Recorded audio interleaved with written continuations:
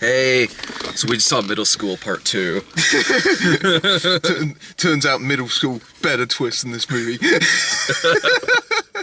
There's a spaceship in this movie too. What the fuck? We just got out a girl on the train, which I honestly really liked. Yeah, I quite liked it too. I mean, we were both kind of interested because we were checking Rotten Tomatoes earlier, as you do, and this was what, 45 or so. It was in the 40s when I looked at Rotten Tomatoes earlier to see if Middle School had gotten any reviews. Which I thought was interesting because it's a very hyped up movie. While I've been in America, I've been watching all the talk shows. I've been seeing all the actors do the promotional rounds. And, it was definitely being positioned as this year's Gone Girl, and you could really see that in the movie. No, you can. Yeah, you totally can. The best way I could describe it is if, like, obviously it feels like a Gone Girl cash grab, but a good one. Yeah. But also, like, it feels like it'd be like that period in the 90s where there would be, like, something, like, big, something big that's out in theaters, and maybe there's a TV movie that's maybe kind of like something that's in theaters. That sort of feels like the case here, but again, like, a really good one. Yeah. Like a really good example of that. I think the best way to describe this movie is like Gone Girl, but if it was directed by someone that wasn't David Fincher. But still, like, solidly directed. Yeah, that line makes it sound like I'm really harsh on the movie, and I'm not. Yeah. But I will say that for the longest time while I was watching this movie, I was very umming and ahhing about it. I came around to it towards the big resolution. That was, as you could probably tell, I was getting a little bit vested. I was going, ooh. But in the earlier stages, I was maybe a little bit apprehensive because Gone Girl is always in your mind when you're watching this movie. For better or for worse, it's always kind of in the back of your mind. So I was kind of watching this, with that in mind a little bit, and I was kind of uncertain of, okay, I'm not sure whether I'm quite involved in it in the same way as Gone Girl, but again, I think that's partially because you just find yourself naturally comparing it to Gone Girl, just out of the sheer, comparison of it, because they are two very similar movies, but of course, it's a really unfair comparison, because Gone Girl is a fantastic movie. Yeah, Gone Girl I remember Gone Girl made my top 10 that year. This one won't make my top 10 at the end of the year, but it's still one that I recommend. Yeah. Like, I wasn't thinking about Gone Girl much during the movie, because going in it, you can tell from the trailer. I mean, it's sort of like similar, but it's very different at the same time. Well, I think in my case though, maybe I'm kind of used to watching knockoff movies, so I'm sort of like, I can just kind of watch this on its own. But also, this movie is paced radically different than Gone Girl. It's a good half hour shorter than Gone Girl. It is, it is shorter. It is shorter. It doesn't have some of the humor that Gone Girl had, but there was never really a point in this movie where I was kind of debating to myself whether or not I liked it. From beginning to end, I was honestly thoroughly entertained by this movie. And part of that was honestly, like, how it was paced. This movie, I thought, used flashbacks really well. Yeah. Because from the beginning, you're not confused as the movie is setting itself up with its characters. What it does that's really cool is it kind of introduces you to these characters, like, it gives you little by little. It gives you just what it needs to give you in the moments you're seeing it. Like, for instance, like when it does the characters' names at the beginning, and it gives them their own. There are sort of three main characters. Yeah, they're all women played by we have Rachel played by Emily Blunt, and this is the first character that we're introduced to, and she's the titular girl on the train. She watches the second character, Megan, on. Haley Bennett. Yeah, Haley Who, Bennett. by the way, it took me until I think 3 or 4 times till I saw this trailer before I realized that wasn't Jennifer Lawrence in the movie. I did spend much of this movie going, if this was a couple of years ago, that would have been Jennifer Lawrence. Yeah, and she's really good in this movie. She is Haley really Bennett good in this movie. It's just that I think Haley Bennett is sort of reaping the benefits of looking exactly like Jennifer Lawrence. That's not the first time that's happened. When I first saw the trailer for Magnificent Seven, I think when she popped up in it, I was like, did they put like Jennifer Lawrence in some different makeup or something like that? Is she one of the Magnificent Seven? It's funny because Haley Bennett was in a few movies, she was in the Joe Dante movie The Hole ages ago, and she kind of disappeared for a bit, and now she's suddenly had this resurgence around like The Equalizer because she was in that last year. And that's right. So it's like, cool, she's back. She is really good in this movie, but like I said, I'm like, God, I hope I'm not the only one who the first 4 times I saw this, because I saw the trailer quite a bit, but the first 4 times I saw it, I straight up thought it was Jennifer Lawrence until I was on IMDb. Well, the third character is Anna, who is the new wife of Rachel's ex, and I spent much of this movie going, "Who is that? Who is that?" I kind of was because it was bugging me, and it turned out it was Rebecca Ferguson from Mission Impossible: Rogue Nation. Yeah, the blonde hair had thrown me completely off. No, I didn't recognize her either until the ending credits. Yeah. But. So it does set up these 3 characters and kind of gives you a little bit there at the beginning, enough to where you're not confused, enough to where you realize really quick, on a what's the word I'm looking for, maybe a shallow level, or really quick glimpse of these characters. It's sort of at a glance. I mean, a glance. Thank you. It's essentially like Rachel on the train. We essentially meet Megan the first time through her viewpoint. Yeah. I mean. It's a typical stock thriller thing to say, but nothing is quite what it appears, and that is very much the case here. That's pretty much the case throughout the whole movie, because what it does really well with flashbacks is you think you kind of know everything about a character, or at least to a point, but then like a puzzle, as the movie goes on, it just shows you more and more layers of it goes back to show you something from a different angle or a different point of view, or it actually maybe gives context to a different situation. It shows maybe a longer sequence that's actually maybe a little sadder than you previously saw it. You kind of at first just think she's an alcoholic because her husband left her, but then it turns into this sort of stalker thing. Yeah. And then it goes even beyond that and beyond that. Not to the point to where it got ridiculous, but I thought it was cool. It kept me really entertained. Yeah, the movie does a really good job with the way that it very much sort of twists scenes. Scenes begin in very different places to the way that they start, and it always keeps you on your toes, especially because the way that the movie's edited, it's got a little bit of a slow pace, but it's gradually building tension. But whenever it snaps into a new scene, it always changes tack somewhere. It always, to use a train pun, it's always changing tracks. And I never got tired of the flashbacks this movie throughout, because they were all really important. They were all really vital to understanding what's going on in this film. You've really got to pay very close attention to the film, and it rewards you if you do that, especially. And it does a really good job because. Talking of viewpoints and things like that, the information is always presented in some way that's very, different. But it also uses the Emily Blunt's character's alcoholism very effectively in that it does try to trick you. It does occasionally try to lead you off the gun path, essentially, and it works. It does, because a lot of those reveals, when you find out a lot of things that happened during her blackouts, really did get me. A lot of that was more surprising than some other aspects of the movie. And you don't feel cheated when the movie does that. Because the explanation for it makes total sense. Yeah, it absolutely does. And the acting all around is incredibly solid in this film. This movie has a fantastic cast. Yeah. But even saying that, Emily Blunt, she is brilliant in this movie. She is great, and I like this kind of movie. I like this mystery that's kind of being told through this really deeply flawed character. This very unreliable narrator.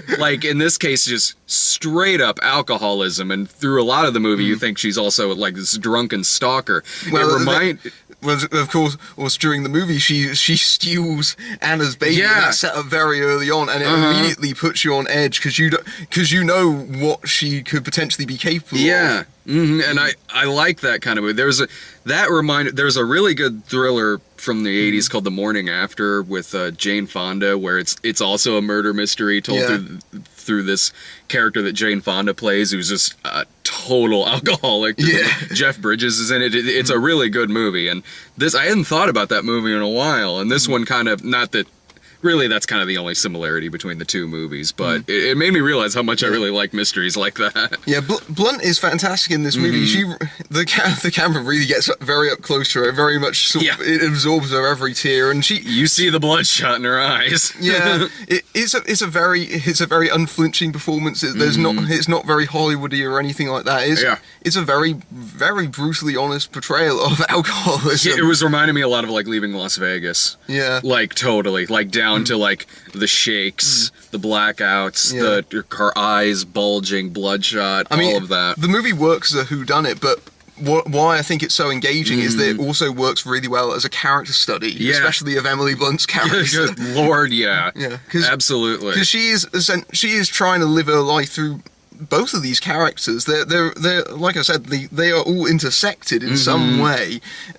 Megan is essentially the romance that she aspires to have, the woman that she would like to be, and Anna is sort of the woman that stole her man, essentially. Living the life that she wanted and everything, complete with like a newborn baby. Yeah, because it's established that the relationship between her and her ex, played by Justin Theroux, broke down because they couldn't have a child, and that was sort of the turning point in the relationship. And you have Megan's character, who absolutely hates babies, but somehow managed to get herself into babysitting.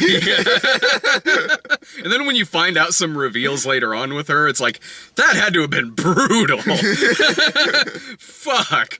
Justin Theroux's great in this. Yeah. Like, this is like, I've always liked him as an actor. The whole cast really is great. Oh, yeah. I mean, there's not a weak link in this film. Luke Evans. I really warmed up to Luke Evans. I mean, first couple of performances of Luke Evans, I just didn't really like Luke Evans because he has turned in a couple of bland performances. I mean, I think the first Dracula Untold. Yeah, I think the first time I saw Luke Evans in a movie was The Raven.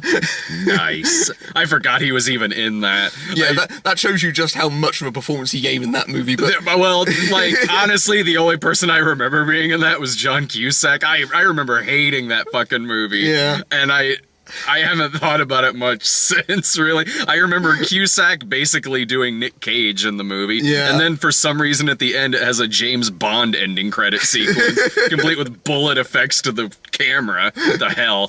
But going back to Luke Evans, he's really good in this. He's really good in this movie because it wants you to. This is a movie that needs a tall, dark, handsome character, but also has a really darker side to him. And when Evans can go to that side, you are inherently suspicious of him. He can play that abusive side of the character well, and it really puts you on edge. It does, especially because he keeps offering Emily Blunt drinks. I did at one point when he first offers her the beer and she accepts it seemingly out of politeness more than anything else. I'm just like, Matthew was like, "Oh, don't drink that, girl." Yeah, we needed when the bell breaks audience. We did. Just be me and Brian again. I mean, to get to like the resolution of the movie, about halfway into the movie, maybe a little more, I pretty much figured out who did it, and also kind of why too. Like, but that part I kind of saw coming a little bit. But I don't think I figured it out quite as early as you did, but I could see, when it was sort of revealed, I could kind of understand. I could sort of see the sort of issue in that.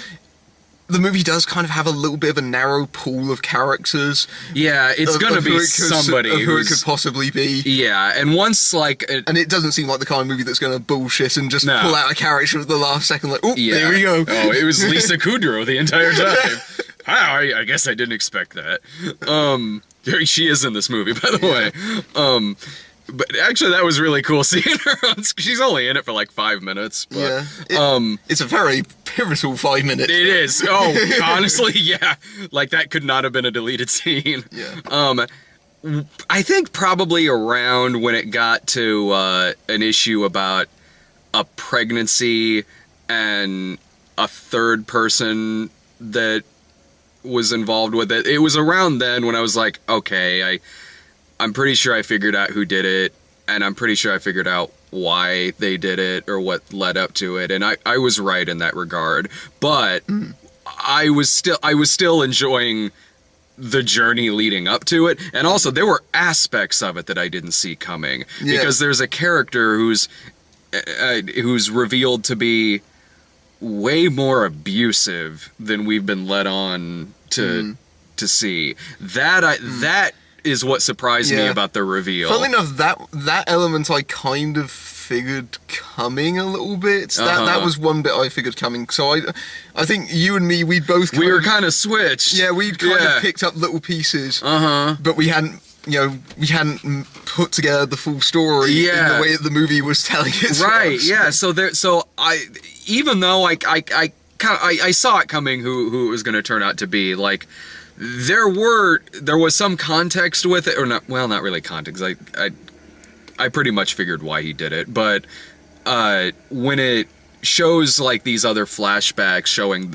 what we had previously seen, but in not a drunken blur that involves a character being a million times more verbally abusive and physically abusive than we had been led on before, that is what still kept me into it and still kept me really loving the journey that we were on. Yeah, that performance in the final portion of the film really gripped me into it, I think. Yeah, same here. Yeah.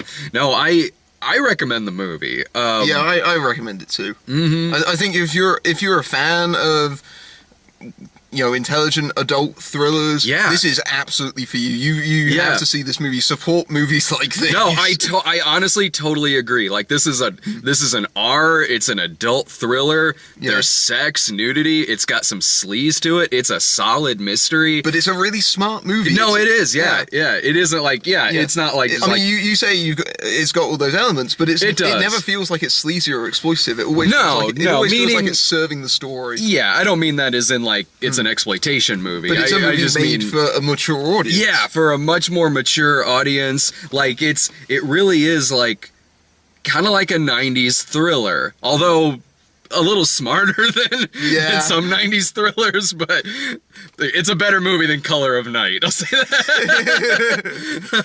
Bruce Willis getting his dick out. Damn right. Yeah. Pulp Fiction was the way better Bruce Willis getting his dick out movie. You always want to get a movie with a little bit of a Brucey bonus. Yeah, I mean, exactly.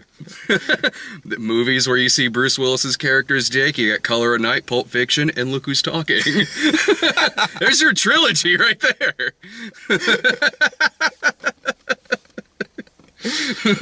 Two of them have solid oldies soundtracks. No, but like I agree. It's good to support this kind of smart, entertaining, very character-driven adult movie. Like, this doesn't cut itself down to a PG-13. No. It doesn't hold back in a lot of different areas. Like, in my opinion at least, it really does respect its audience. It respects the fact that, grown people are paying a ticket to see a good mystery. It's a movie that's made far too infrequently these days when everything is sort of watered down to PG-13. I could imagine that there would be a PG-13 version of this movie, but it would feel compromised. It would... When this movie does go R, it feels very appropriate, and it always kind of hits you in the gut whenever it does that. Yo, Lord, yeah. Yeah, there are actors in this movie who don't have a no nudity clause. No, Allison Janney. Yes, just naked through the whole movie. It was really weird because all her scenes are in public. That was an interesting acting choice. Some would say very daring. Very, yes. Very much so. So this was the better movie between... What are you talking about? Middle school, best years of my life. Middle school, the best movie of my life. Says Ben Lyons. And don't forget to come to the next Fathom events. Yeah. Fucking Ben Lyons. The only person I trust less than Ben Lyons is Armand White. And I'll see you at the movies. Well, do you have any other final thoughts about the movie? Go see it. Yeah. Mm-hmm. Yeah, check it out. I was thoroughly entertained by it. Tomorrow is another fantastic double feature. We've got Birth of a Nation. That won't be controversial whatsoever. No. And Masterminds. Again, practically the same two movies. See ya. Good night.